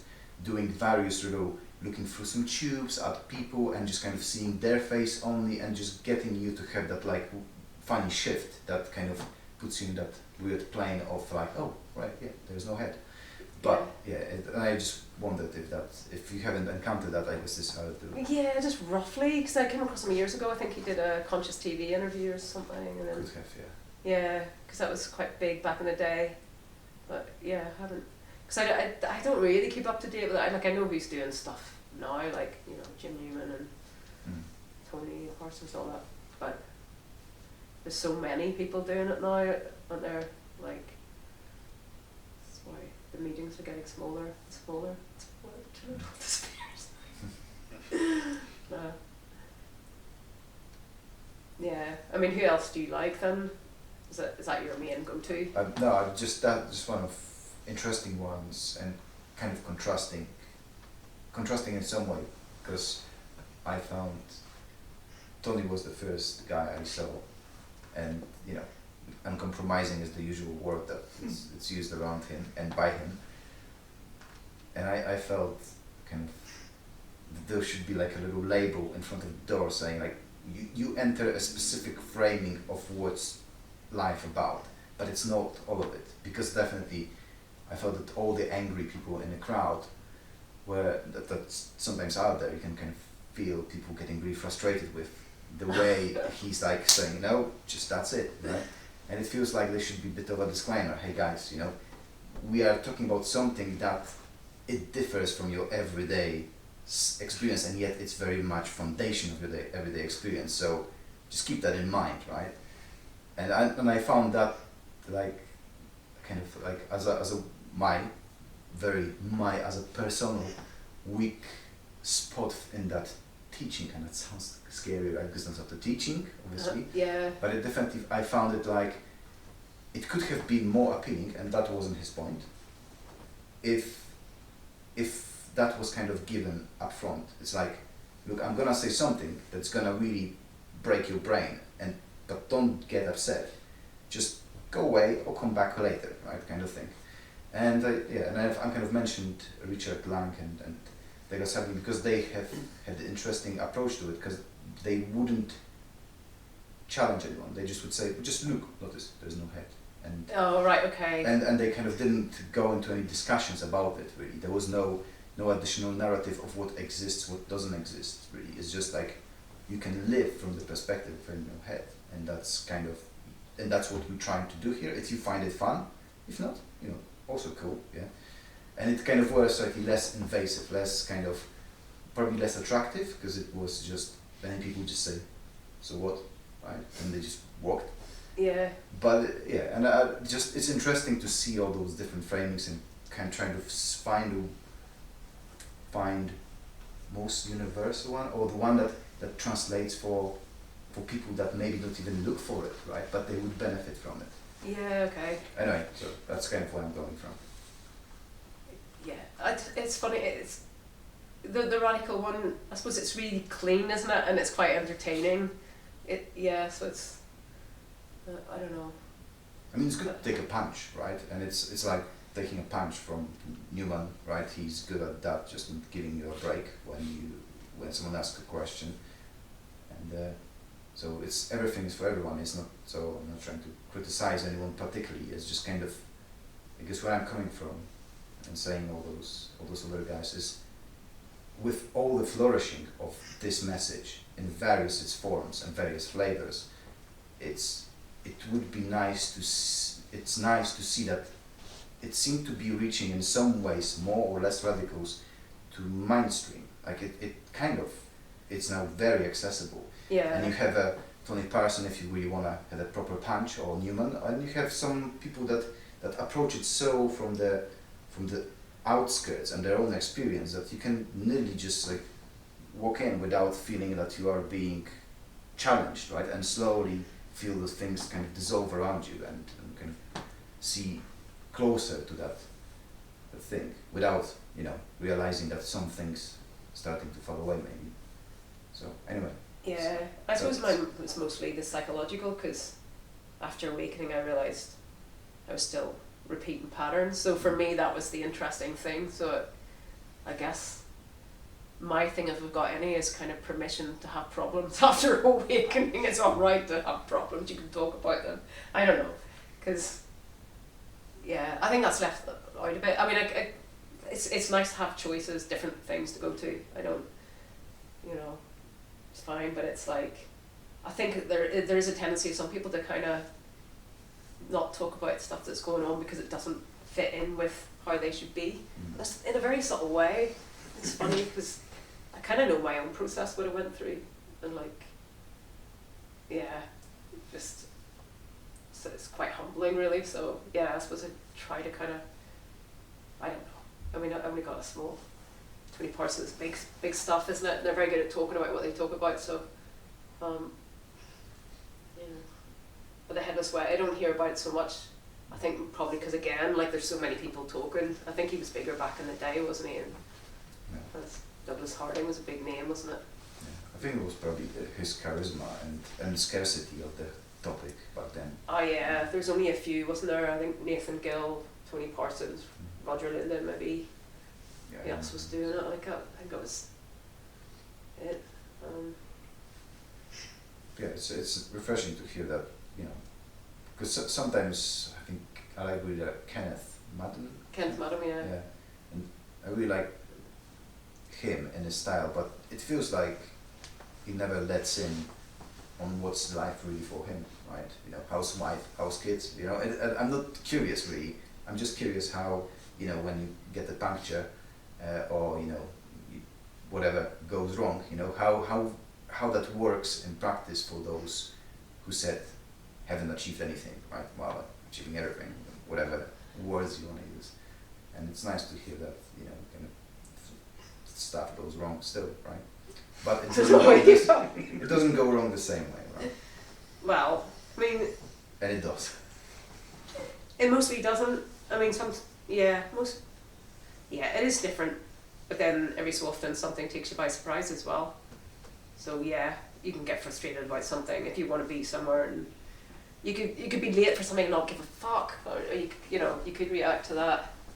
puncture could really drive you nuts. I mean, it doesn't say anything really, and I'm more interested in the real experience anyway. And you know, got to know at least a couple of speakers quite closely, you know, because I used to go out with Richard and Sylvester, and so you know, we'd share personal experience. You know, like it cuts through the illusions that way as well. It's quite interesting when you kind of share a lot with someone. And So I have this one crazy thought, which is that maybe some people that don't come here, that are not interested in those things, maybe don't even need a God, church, whatever. They just kind of, you know, go to work, do their thing, come back home.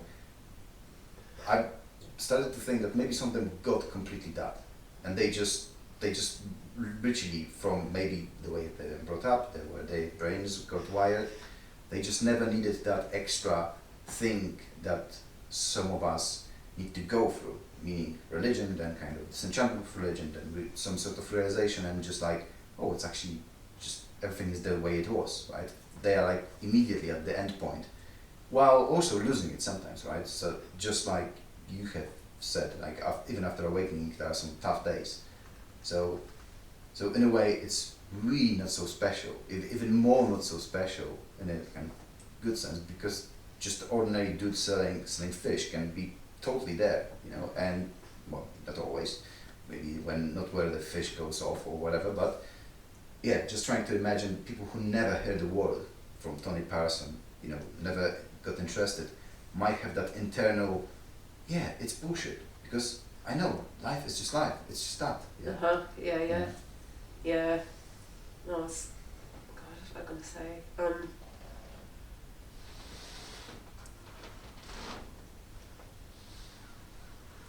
Yeah, the mystery of like the interest in the first place.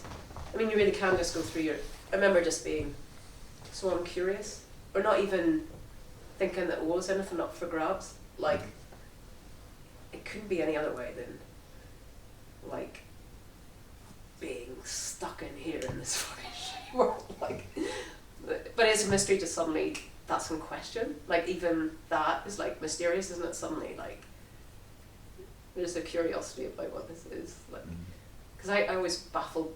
I sort of think of all the different stages you've been through, like where you're just like being really atheistic, and you know, and then sort of like, why do people believe this? It seems like everything comes up for grabs again before, and maybe it's sort of a little bit of falling away of stuff before, not really, but just questioning, because people go through their whole lives and don't question a thing.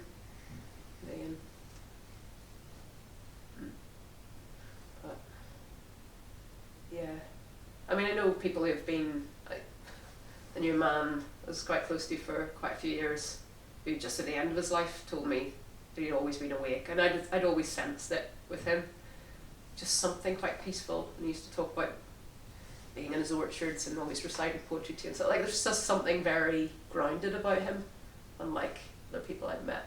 How did he say that to you?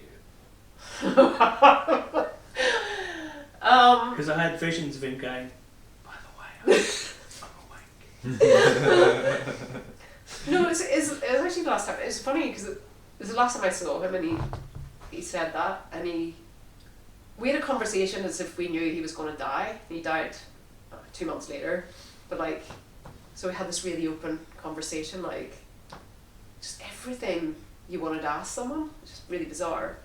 And then, but yeah, I can't remember how he put it, but it wasn't cheesy. It was. It wasn't.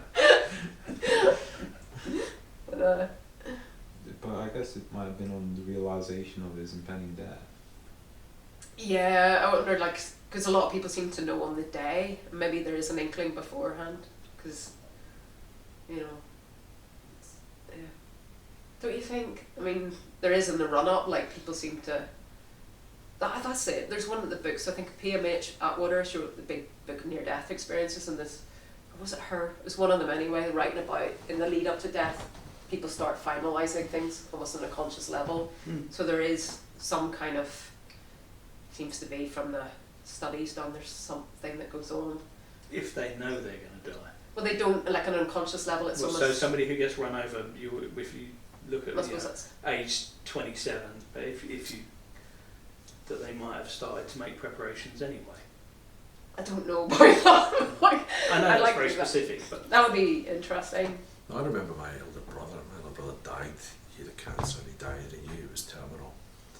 And I remember the last time I went to visit him at his home, and I remember driving away from his home, and he was stood in the doorway, and he was looking at me in a way that he'd never looked at me ever before. And it was like there's something in his eyes, which was like, this is the last time I'm going to see Andy, kind of thing. And I was having the same, as shit, is this the last time I'm going to see John? But there was something in his eyes, some realisation about something in his eyes that was very open. Drinking it in. Yeah, Drinking you in. yeah, drinking it in, yeah, everything, yeah. But there was something else coming off him as well, which was unspoken. It was just, I could just feel something coming off him. So yeah, maybe when you stop fighting, I don't know. Is that loss of hope? Is it loss of hope or is it acceptance? I don't know. I mean, you used the word surrender earlier on. Kind of, when you speak, occasional words just go bing. Uh-huh. But yeah, but surrender not in a waving the white flag way. It's a very different surrender. It's like yes. Oh, just the kind There's of. a yes to it. Okay, the opening up, sort of. Yeah. Yeah. Yeah, And surrender, maybe not that's in the term, not in the sense of defeat, as Yeah. surrender in the face of defeat, but yes, surrender. acceptance and allowance and okay, yes. And also just, it's all gone, isn't it? It's just all fucking gone. It's like, Well, loss of hope can be a huge liberator. Like when there's nothing to strive for, then you're literally here. I mean, for some people, maybe, I was just thinking of that Sylvia Plath line. It's like, hope it is given up, but she killed herself, right? I mean, I don't know, like, maybe it's not all breakthrough, the loss of hope, I mean, you know. to me, if someone kills himself after so-called losing hope, then to me it seems like they have hope for being somewhere else rather than here. But then it would be immediate loss of hope, or wouldn't it be simultaneous, wouldn't it? Like, I don't know. I mean, you can, hope in different contexts means different things, doesn't it? Like, it can keep you going. When Viktor Frankl was, man's search for meaning, and the concentration camps, it was like hope, wasn't it? It was like, imagine something on the other side. That's his whole thing of what kept you alive. Maybe in this, the waking up, the loss of hope. Like anything could be a breakthrough or not. Like, I'm sure plenty of people are just going to non-duality talks, just stuck, fixated on all the bullshit that comes out of like people's mouths. Do you know what I mean? Like, even you could stay stuck in a also hope. I don't know, but I know what you're saying. But it's also, I don't know. There's more than one way to lose hope, isn't there? The absolute way, and hope for anything. Yeah, I mean, like, a person can lose hope and then be in a state of despair. That would, be hopelessness, like having a lack of hope. But then when you don't even have even a concept of something to hope for anymore. That sounds then really fucking horrible. I have to say, because everybody makes, because hope is always like the loss of hope, and despair was always put across in non-duality. It's like, yes, it's great. Despair is good. Like, actually, despair is pretty shit. Like, No, not despair.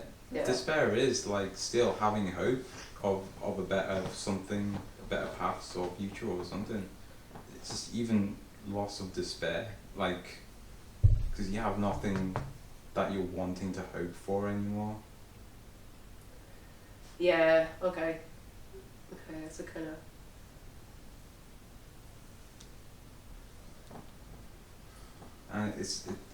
And well, I mean, from stories that I've heard, that when someone is a few months off from dying from cancer, like, that giving up, that loss of Oh, that's that hopelessness, that's what Oh yeah, yeah. No, I've heard of that. That's really commonly reported, isn't it? Like the final weeks, it's the relatives they have to look after because they're Like feeling all the. Best time of their lives. It can be. I mean, people can fight to the end, as well. Because I told my sister she's a Macmillan nurse and she works a lot with, obviously, teenagers dying of cancer and stuff. Like, and people who fight and people who don't. Right at the end, there's a lot of people who fight as well. But then, no, I don't know what proportion.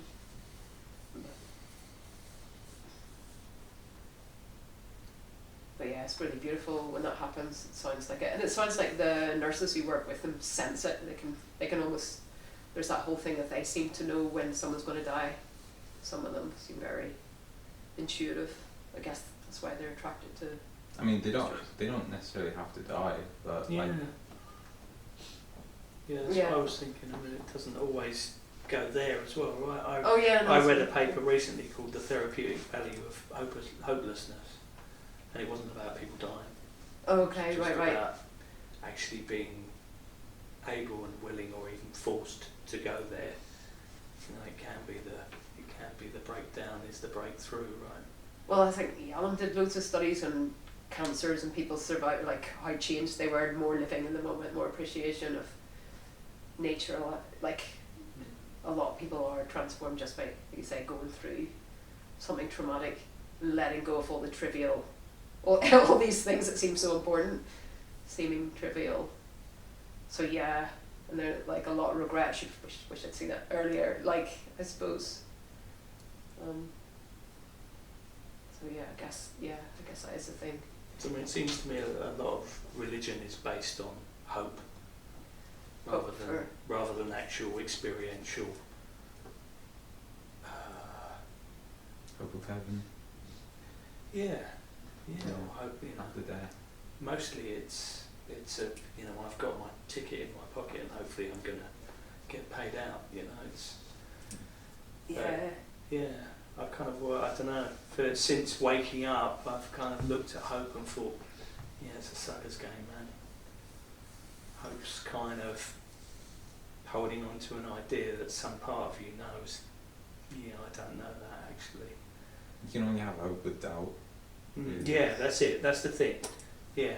But in more kind of relative ways, hope's good. I mean, I'm nearly finished writing my book, and I hope I'm published. Like, I don't want to be in despair about that. Like, there's like, I mean, just like the kind of more basic level. Of course, yeah.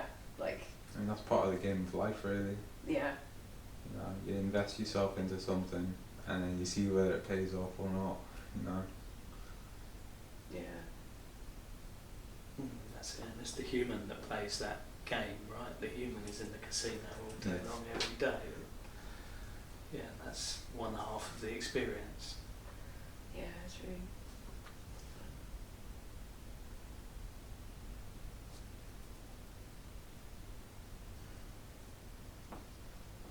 It's just a big fucking massive casino.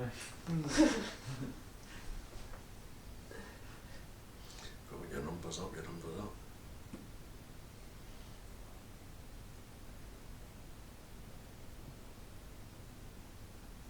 Whether that matters or not. I spent a lot of time in casinos once upon a time in my youth. Yeah, always chasing. I was chasing.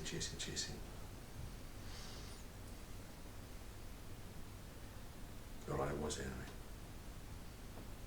I only went as a spectator maybe for a short while. I was dating a psychotic anaesthetist. He used to take me to casinos. A psychotic anaesthetist. That's easy for you to say.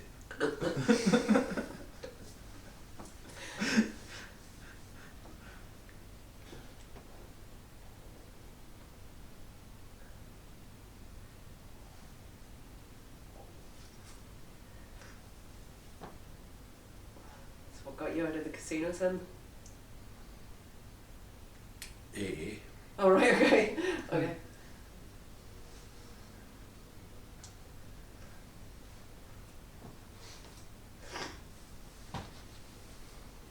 I've never been attracted to that.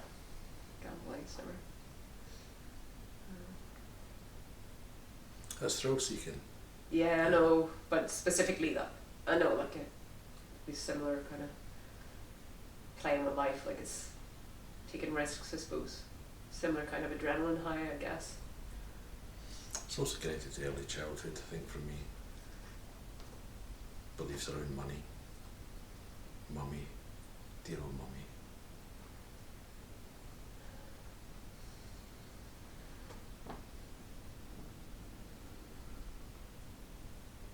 Money and self-worth, yeah.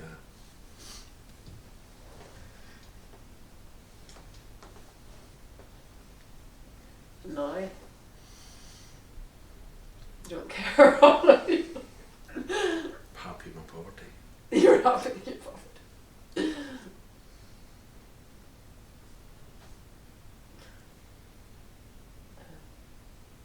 Yeah, and like there's there's less strive, there's more appreciation of the ordinary and just having your basic needs. I don't feel like I need to risk everything in order to become a fucking, I don't know, like a millionaire or whatever it is that, or, really successful in some way, as long as I just got what I need. What more could I really ask for? Oh, okay, so enough is enough, really. It's just Yeah.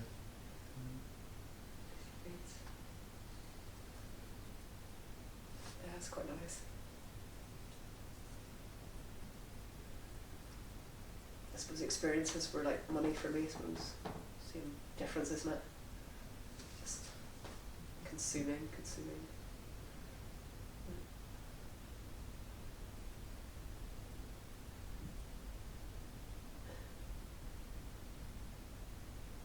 And then I guess like when there was those times when a person would be bored, like it's like a deficit, a missing of something, so you need to get something else to plug that deficit, such as watch a bunch of movies or YouTube videos, or just do some activity to plug that deficit.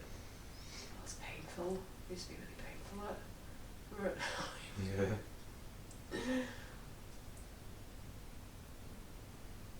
Funny. It's funny.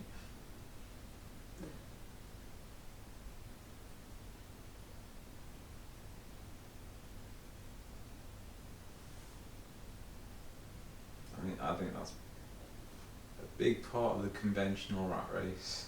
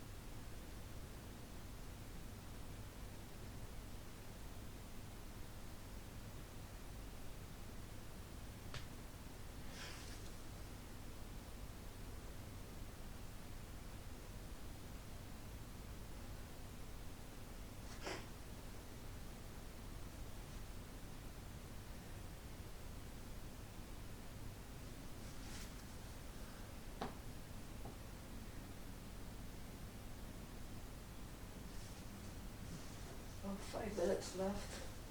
Any questions?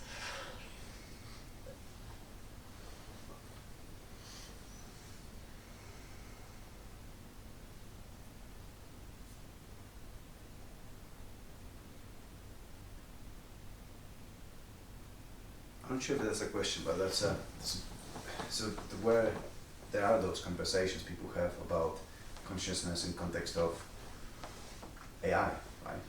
Oh, I mean, everybody is pretty sure there's nothing there now, but even the prospect of consciousness arising anywhere beyond organic life feels weird. And so yeah, I wonder what you think about it.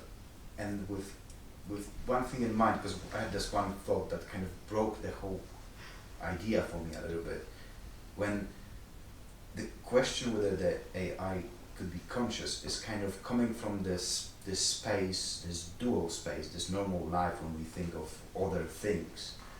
But you know, like from the experience before we start to label stuff, the otherness is something that emerges, right? The consciousness before that have no other, right? There's just that total experience, and then the other appears. You know, it's. What do you mean, like just being in experience, like?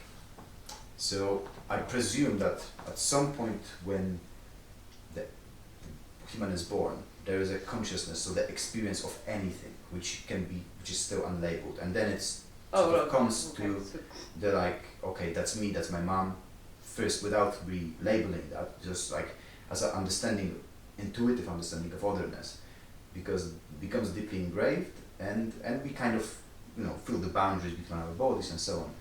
And so in some way that question about whether something like artificial intelligence could be conscious comes from the same space we are generally conditioned in to think we all separate, right? But I guess ultimately we kind of suggesting that there's a big mystery, and that separateness is something that makes society function, but it's not ultimately real. Just like it would be crazy to say it's not real, it's also just very much functional, right? I'm not sure if I'm making any sense here. So, Well, I mean, but the basic question was, would you consider potentially conscious machines?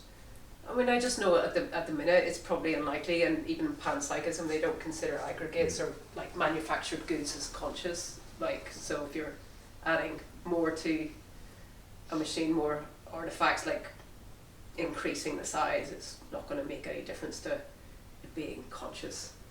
So I don't know. That's like a question for Sure. Just wanted to. big minds, like, but not in the near future.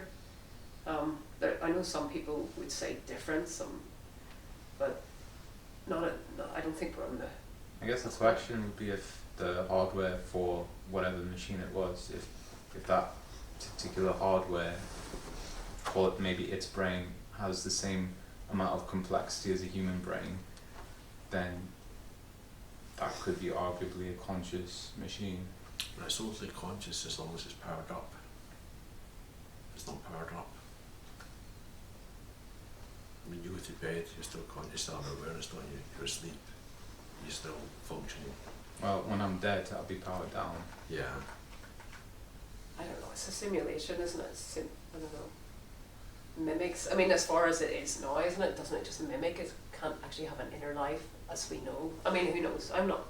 It just seems mad answering these questions when it's like major physicists and shit. Like, we're really like fuck. But it just seems. It seems a bit crazy to me right now. But things are moving so fast. Who knows? Like. I guess we're gonna be wondering, right? Yeah. From where we are now, I'd be surprised, but in 10 years' time, God knows what will be the case, like. God.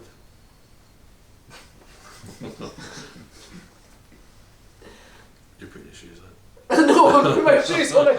It's unconscious. It's just kind of packed in out, like, on the go. Well, maybe there's God. I think it could be an archetype of God, like the sandal of God in heaven. Like, it could be like archetypes of anything, like in other experiences. Who knows? In certain realities, because like God's not always. It could have a form, like in certain experiences, because anything could, in a way. It wouldn't be omnipotent, omniscient, and omnipresent, and the rest of it, but it would have some power. Well, God is really only understood from like what we choose God to be, from a knowing and understanding point of view. If we could say like ChatGPT is like so clever, like knows everything, you know, provides everything for me, etc., whatever, like then we could assign that label to that.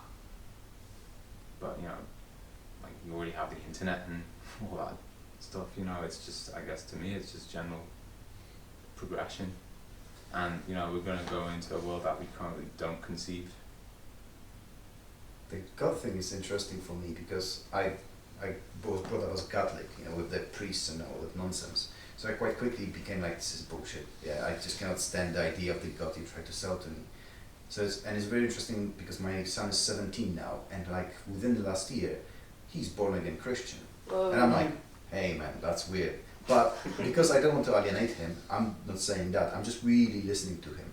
And when I'm really listening to him, and once I put aside some sort of weird dogma that the church put into him already, you know, that kind of, it's Anglican church, so it's okay, chilled out, but there's still some weird stuff that he actually seemed to be struggling with too. But when he talks about the experience of God, when I like really listen to it, I'm like, okay, you just describe an experience. You don't describe a God as a dude up there. You felt touched in a very profound way. And the only words that match, because this happened when someone took you to church, you label this as God. But it feels to me like, and I sometimes even, I'm able to say to him, look, the way you said about this now, that resonates with me, and I'm not calling it God. Just so you know, yeah? Just so you know. That's interesting. Yeah? It's quite deep with him then. Yeah. Something. Yeah, no, he's like, there with that. And he's, it was so shocking to see him being baptized, because he invited us to see it. And like, it's so shocking to see your son doing a speech in front of the church, you know, and suddenly you think, who is that guy? But anyway, whatever he goes through, I see is authentic. I think there is still a lot of stuff that I feel like I would say are unnecessary and are kind of come from the form in which he got in touch with whatever he got in touch with. But it's interesting that it's different God than the God they never put in my head, because in my head they try to give me someone who watches me masturbate, right? But he got a different one. What he discovered for himself was something really deep and profound that I'm like, okay, when you really say what you feel, I can kind of get you. I think it's not far from what is even discussed here. Yeah, but okay. then very quickly some sort of labels come to it, right? That kind of make it a little bit like it's just that. But yeah, it's fascinating. So there are the gods that I can totally digest, like when some people really open up about how they experience it, before they come back to saying, but church says this, Bible said that, and it becomes fun. Yeah. And then there's that thing I've always mentioned, the power of prayer. So believe in a God or don't believe it, like sometimes it's really seems like it's answered, or and it's interesting in people in NDEs see prayer like a form, like it's bizarre, like there is something about like real authentic emotion in a certain state that kind of. And there's the stuff about surrender as well. It's probably different flavor of surrender that you shared, but it's not that far. It does have a lot to do with losing this awkward self that gets in the way, right? And on the outside, it sounds like he sometimes will say, "Well, I want to find a woman that will love God more than she loves me."